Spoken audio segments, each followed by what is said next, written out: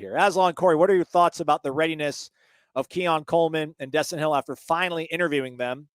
Likelihood of Destyn Hill contributing this year. We did get to speak to those two gentlemen as well as he's a freshman, Destyn Hill, even though he's a little bit older than most freshmen. But we also spoke to Goldie Lawrence and Sam Singleton. But I guess Matthew wants to talk about the receivers first, or at least these two receivers. Yeah. Have at it, Corey. What do you think about the readiness of Keon and Destyn after getting to speak to them earlier today in the Moore Center? I don't know. I can't judge any. Look, Coleman's ready. I mean, that dude is a legit 6'4" when he walks in. He is a big kid. He's put together. He's an impressive guy. It's hard to know about after interviewing. Other than I was impressed with Destyn Hill, man. I was impressed with the way I mean, that's not an easy environment to walk into for the first time when you've been gone for 2 years. You've just never been here. And then you're talking to people that want to know where you've been for 2 years. And I thought he handled it really well. I thought he handled your question well about when would he want to talk about it. And he just said, look, it's a family thing. I'm just going to keep it like that.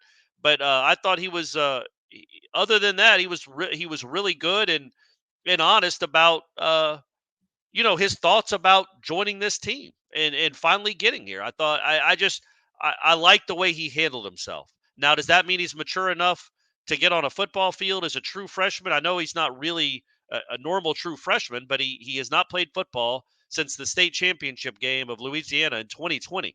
So it's going to be almost 3 full years since he's played a game. I don't know, man. And also the room is so full of good players.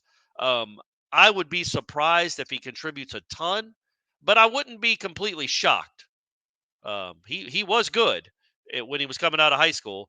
He does look like he's in shape. He did say that he surprised himself with how well he was handling summer workouts. So maybe he's ready to contribute his first year, even though he hasn't played in almost 3.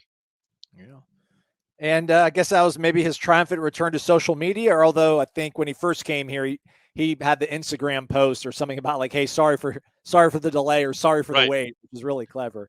Yeah, I was extremely impressed with the way he comported himself in front of everybody because shout out to the beat. Our beat doesn't, I don't think our beat really pushes and presses a lot. But like the first 3 questions right out the gate were just kind of like, hey, man, like what'd you learn about yourself? Where were you? Like what's going on? They're totally fair. I know some of the comments were like, leave the kid alone. I get it, man. You all think he's your son. You think he's your brother. He's not. It's our job to ask him some questions and stuff. So, but I thought he handled it remarkably well, man.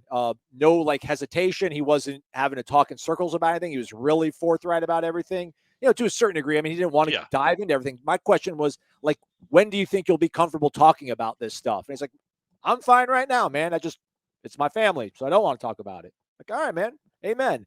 The fact that he was confident, that he said that he thinks he's kind of far ahead, even though he didn't really answer our question in terms of like what he was doing here the last few months, weeks, years to be ready. I feel good about having him at 40 on my top 40. Spoiler. So he did make it. I don't believe he made mine. But like 5 or 6 other receivers did, just not the kid that hasn't played in 3 years. But yeah, I agree. The way he comported himself was very impressive. And it's not. I don't know that I had prejudged what it was going to be like. I just didn't have any I didn't have anything to go by. I never heard him speak. For last 2 months ago, I wasn't even sure if he existed. And for him to actually handle that moment where there's, 8 of us, 10 of us, because some of us, half the beats out in Oklahoma City, but there was still Zoom and there was still us, lobbing questions at him with a mic that apparently was muted and not muted. Who knows?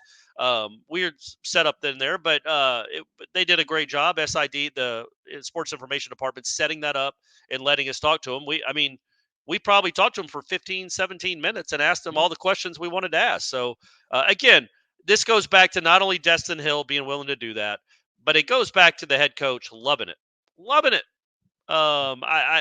Loving his players to be in front of cameras and talking and not having a problem with it, having access. The fans having access to these players. I love that Norvell continues to do that. It's great. Right here, if you had to give Mike Norvell a prospect rating as a coach, what would his rating be? Good question. Right now? Oh, that's a good one. Right now? I still feel like we probably got to go 4-star, right? I don't think know he's you can a go 4-star. He's a high 4-star. He's a high He's a 4-star. 4 trending. Yeah, he's He's a trending 4 upward. trending. Yeah, Yeah. the green arrow is going up. He's another couple good camps. We or want a to get good him in season. camp. We want to get him in camp one more time. Let's take another look at him, guys. Let's take another good look at him. Yeah. I liked what I saw See what that his first senior time. year I looks felt like. pretty good. Yeah, let's see He the was like tape. 89th in the country a month ago. yeah. Now he's up to 51. You know, he's it trending is towards the top 25. He's like Luke Kromenhoek. Yeah. Because Kromenhoek was like nobody until the last year. Barton, true story, man. This is an important year for him and a lot of guys. I mean, I think we're trying to graduate It's a from money being year a for good a lot of people. Oh yeah, Yeah. Trying to graduate from being a good team, a team that's found its footing, a team that had success, to being a great team, a team that is poised to compete for and win a national title or get to the college football playoff. And in a lot of ways, the scrutiny is much greater now. I mean, at first, you just got to find out if you're going to survive long enough to sustain the job, right? Have the job. Well, he's done all that. Now I need you to graduate to the next step. And this is the stuff that, for example, Mark Richt couldn't do at Georgia. Correct. So Mark Richt was a good coach. Everybody knew he was a good coach, won a lot of games, did pretty well. But then he had to take the next step, and he never could. And he came up just short. And if your boy had caught the ball in bounds and let the clock run out, they would have won the SEC championship, gone and played for the national title, beat Notre Dame like a drum, and we'd be having a different conversation. But alas, it didn't happen, and he got fired. And so you think about those moments. It's that fine line. Yeah. That fine line for him. You know who has sustained it is Kirby Smart. Yeah. Yeah. Yeah. No, and in a way that no Georgia coach ever has. No, correct. And in a way that very few ever do. And so now you have the guy right here in our backyard that you're asking about, charged with overcoming that. Georgia's right there. We're right here. We're both competing for the same players. Mark writes, and we love Mark. Thanks yet Thank you, again, Mark. Mark. Thank you, If they had scored a run on that, Lonnie would have pulled out that paddle that she Yeah, just started in the going to locker town. room. Yeah. Not asking for a spoiler, but who's the player who didn't make your top 40 who you think will make the most impact in 2023? Well, for Jeff, it's kicker. No, I guess kicker did make your He made top his top 40. 40. He's number 40. A kicker. You know, one that didn't make mine that I got one for you that I know what you're going to say. No, you probably don't. Yeah, I do. You're going to say Omar Grant. No, I'm not gonna say You that. wanted to. When I just said it, you thought Omar he's Graham right. is on mine. Yeah, he's on mine too. He might be on mine too, but Corey and I were talking earlier because we were talking about Kyle Morlock, and he's not on mine. What the hell? It's our third tight end, man. What are Like, we how many tight ends doing? are you going to put in our top Oh, 40? buddy, come on. So Kyle Morlock didn't make mine, but he'll probably have some nice plays. Mm. No offense, Kyle. We love you, except the white part. Right. You've always had a problem with and the truth comes out. Yeah. The other two tight ends made the list. Just saying. Maybe maybe like, I don't know, Dennis Briggs. Yeah, he made my list. Maybe him. He's a big part of the rotation. Yeah, he's going to be. I don't think he's going to be a big part. Yeah, I mean, he's going right to be a now, big I think part. he's your fifth defensive tackle, maybe. No. So There's going to be a lively debate. He's wrong about this. During one of the breaks, but- we compared some notes. There's going to be some lively debates as we discuss the Well, defensive that's line the way, position. That's the way it's supposed to be, right? Well, that's I mean, what I'm saying. I yeah. think he could work, but right now it's Fisk, Jackson, Lovett, and Farmer. Fisk hasn't played it down It's for gonna be Florida Fisk. State. Fisk is here. Fisk Dude. didn't even practice. He's got Fisk over Fabian Lovett. Hey man, we're not here to give away What secrets. kind of are you? Did you watch? We're Do not you know giving these players? away Do you know who secrets. they are? I You do. know where they played, if they've Y'all, played. y'all are making fun of me right now.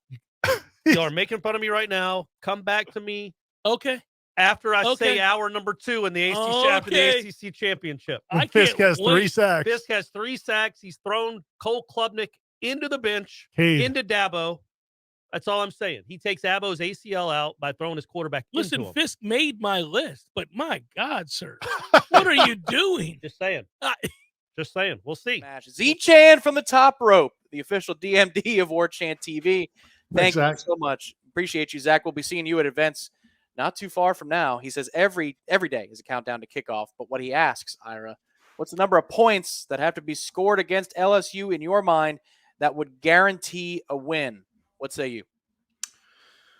I would say, I'll say guarantees a win. I'm going to say 38. 38. Okay. That's I mean, close. I don't, that's not to say that I expect them to score 35, but I could see it. I mean, if that kid just makes a bunch of plays, you know, and if something goes wrong, I could see them getting up to. I feel like I'd feel comfortable with anything over like 32, but I think 38 or higher. I think I'd say I guarantee it. What about you? I think that's the right answer. 35 was where my mind went first, but guarantee is a tough threshold, man. This is not. I feel good about it. I feel really. No, you guarantee a win. I mean, good God, if LSU scores 38 points, what are we doing here? I mean, that would have to be turnovers. That defensive. I mean, the whole defensive line got hurt in camp. Right. I mean, That's come what on, I'm that's the saying. thing. They're going to win first down a whole hell of a lot more, Ira. They're going to win first down, which is just so critical. Yeah, Daniels is going to make plays on 3rd and forever, and you're just going to have to tip your cap. But can he make enough to score 38 points? My God, that'd be a tough watch. And it'll be a tough post-game show to do after if that's the case as well.